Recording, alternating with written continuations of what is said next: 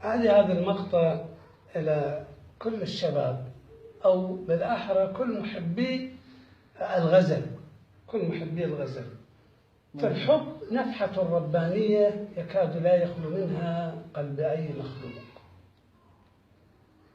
ونترحم على جميل بثينة حين قال: وجدت الحب نيرانا تلظى، قلوب العاشقين لها وقود، فلو كانت إذا احترقت تفانت، ولكن كلما احترقت تزيد. كأهل النار إذ نضجت جلود وعيدت للشقاء لهم جلود. فنعقب على الغزل بالزهيري، هذا طبعا بالفصيح، الأبيات هاي الثلاثة بالفصيح. فأقول: إيش كثر حثيت جدني خاص لجلك عني، كل شغل مالي عاد أشوفك وداوى عني.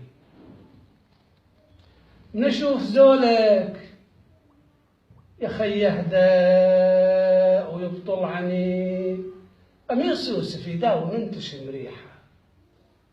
فيا صاحب الشان كور من العنا ريح، كل واحد ينام على الجنب الذي ريحه، بس أنا نايم عليه ريحكم كور يعني. صح. الله يبارك فيك. بس أنا نايم عليه ريحكم كور يعني. فحالي ترده بعد العزم من قلبي، وفوق الوجايد بلب حشاي من قلبي.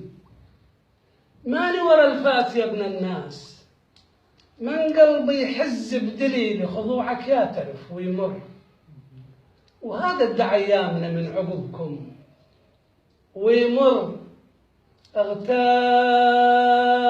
وابدا توعد، هم يجي ويمر، لكن لما نتلاقى يتلاشى الغيظ من قلبي، لما نتلاقى يتلاشى الغيظ من قلبي.